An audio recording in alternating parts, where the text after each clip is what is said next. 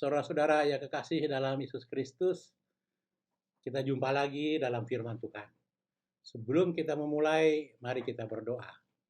Ya Allah Bapa, kami mau ucap syukur kasih Tuhan yang setia bagi hidup kami hingga saat ini. Tuhan, mohon urapan dari sorga, saat ini kami boleh menyampaikan firman Tuhan yang kudus ya Tuhan. Di dalam nama Yesus kami berdoa. Amin.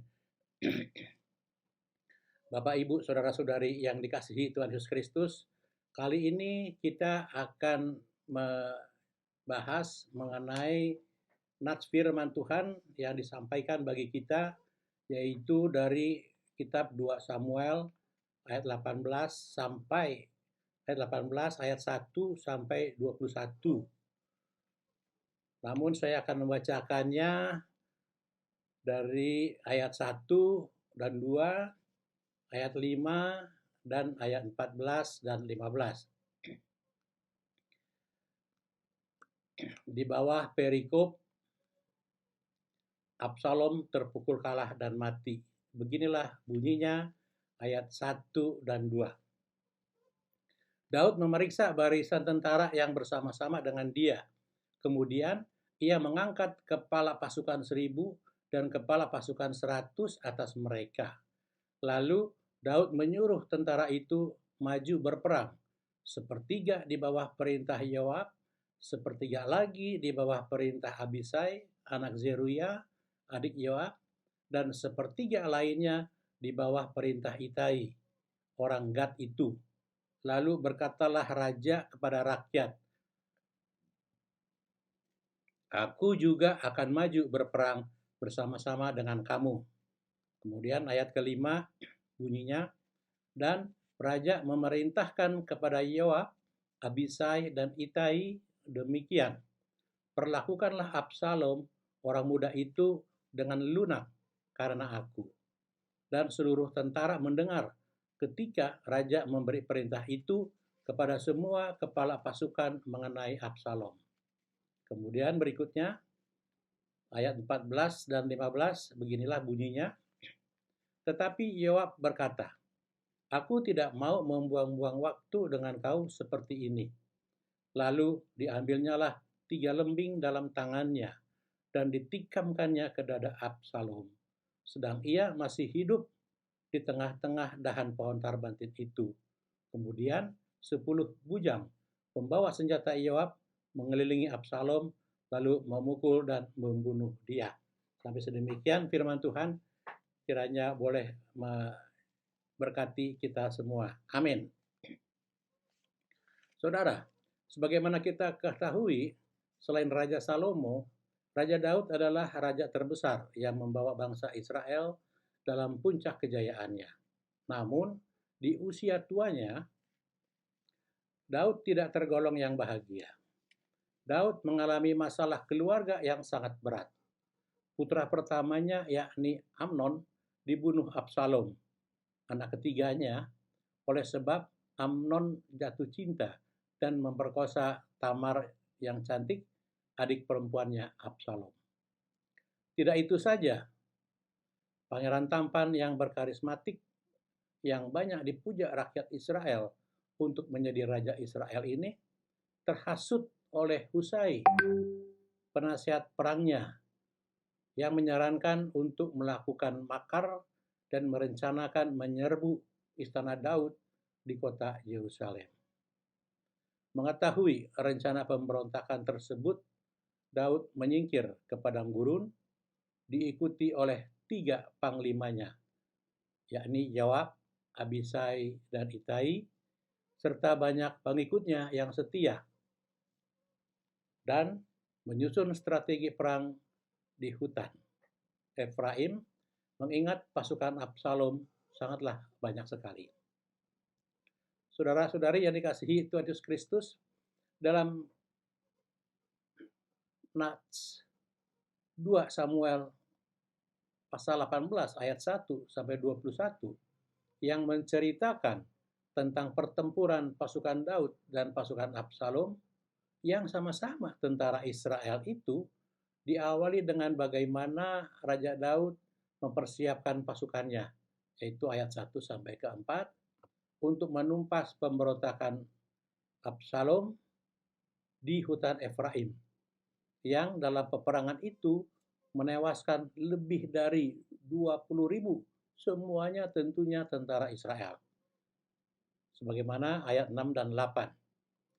Di hutan Efraim inilah Absalom tersangkut rambutnya di ranting pohon karbantin saat mengendarai bagal, dan akhirnya dibunuh oleh Yoab. Ayat 14 sampai 15. Meski sebelumnya Daud berpesan supaya Absalom tidak dibunuh. Ayat kelima. Berita terbunuhnya Absalom disampaikan oleh orang Ethiopia yang diutus Yoab untuk menyampaikannya kepada Daud. Ayat 19 sampai 21. Nah, saudara-saudari yang dikasihi Tuhan Yesus Kristus, dari rangkaian peristiwa duka dan derita Daud dengan kehilangan anak-anak yang dikasihinya, Daud memperoleh pencerahan bahwa dirinya harus menjalani penghukuman akibat dosa masa lalunya tentang Betseba dan Uria. Karenanya, meskipun harus menjalani penderitaan, Daud mentaati kehendak Tuhan tentang Absalom. Pertanyaannya, apa sajakah tindakan Daud dalam mentaati Tuhan tentang Absalom? Menurut Nats 2 Samuel 18 ayat 1 sampai 21 ini, setidaknya ada 3 tindakan Daud dalam mentaati Tuhan tentang Absalom. Yakni yang pertama, Daud menyusun strategi penumpasan pemberontakan. Ayat 1 sampai 2. Saudara-saudari, keputusan Daud untuk keluar dari Yerusalem dan menyingkir ke padang gurun, selain untuk menghindari pertumpahan darah di kota suci Yerusalem yang akan diserang oleh pasukan Absalom, juga keputusan Daud untuk tidak mengandalkan tabut perjanjian yang tersimpan di bait suci Yerusalem. Sebagaimana dipercayai bahwa kemenangan bangsa Israel lawan peperangan terhadap bangsa-bangsa di sekitarnya adalah ketika tabut perjanjian ada di tengah-tengah mereka, mereka memenangkan semua peperangan-peperangan itu. Dan Daud saat itu tidak mengandalkan tabut perjanjian yang ada di kota suci Yerusalem. Sebaliknya, Daud menyingkir ke padang gurun.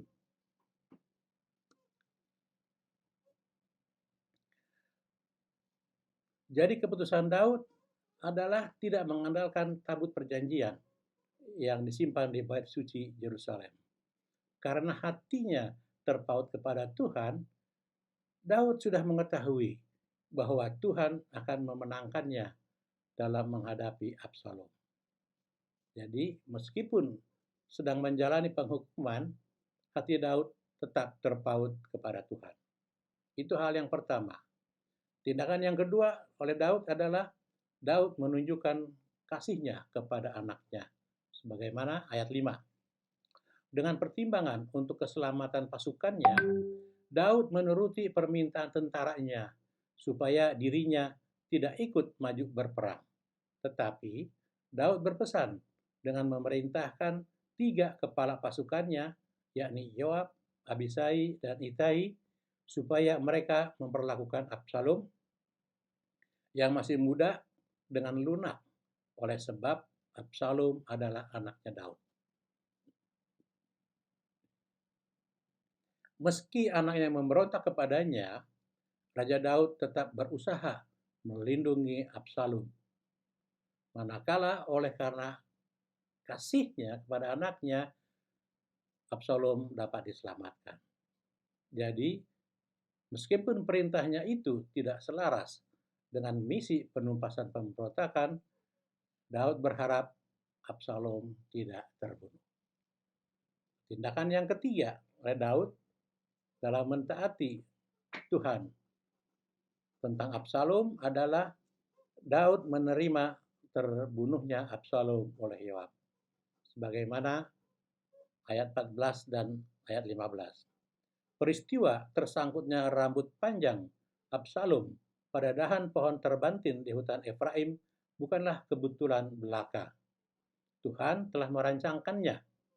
Sebagai panglima tentara yang setia kepada Raja Daud, tindakan Yoab untuk tidak membuang waktu untuk membunuh Absalom adalah tindakannya yang patriotik dalam misi yang lebih besar, yakni keamanan nasional negeri Israel supaya terbebas dari pemberontakan makar yang bila tidak dibasmi akan dapat menjalar, menyulut pada perang saudara yang makin meluas di antara bangsa Israel sendiri. Jadi meskipun Daud meratapi kematian Absalom, Daud lebih mentaati kehendak Tuhan bagi bangsa Israel. Hingga masa tuanya, Raja Daud tetap taat menuruti rencana Tuhan hingga Salomo menggantikannya oleh karena kehendak Tuhan. Karena ketaatannya, sehingga Tuhan menepati janjinya kepada Daud akan meneruskan kerajaan di bumi selamanya. Sebagaimana tercantum dalam Yohanes 7 ayat 42. Hingga Kristus Sang Raja Damai yang silsilah kemanusiaannya dari keturunan Raja Daud. Demikian Bapak Ibu, Saudara-saudari yang dikasihi Yesus Kristus, ada 3 tindakan Daud dalam mentaati Tuhan tentang Absalom. Yakni yang pertama, Daud menyusun strategi penumpasan pemberontakan. Karena Daud sudah mengetahui bahwa dia pasti akan memenangkan perang melawan Absalom. Yang kedua, Daud menunjukkan kasihnya kepada anaknya, meski memerintahkan pasukannya untuk menumpas pemberontakan. Dan yang ketiga, Daud menerima terbunuhnya Absalom oleh Yoab. Sebab Absalom bukanlah raja yang dikehendaki oleh Tuhan untuk menjadi raja Israel. Tuhan menghendaki Salomo yang naik menjadi raja Israel. Dan kehendak Tuhan tidak dapat diintervensi oleh manusia, dalam hal ini oleh Absalom. Karenanya Daud menuruti kehendak Tuhan bagi bangsa Israel. Demikian Bapak Ibu, firman Tuhan yang disampaikan bagi kita, kiranya boleh menjadi berkat dan penghiburan bagi kita. Amin. Mari kita berdoa. Terima kasih ya Allah Bapa, Tuhan membolehkan kami boleh ada dalam firman Tuhan. Kiranya firman Tuhan yang disampaikan boleh menyenangkan hati Tuhan, dan Tuhan boleh memberkati setiap pendengar untuk mereka semakin memperoleh sukacita yang dari Tuhan saja. Di dalam nama Yesus Kristus kami berdoa. Amin. Shalom.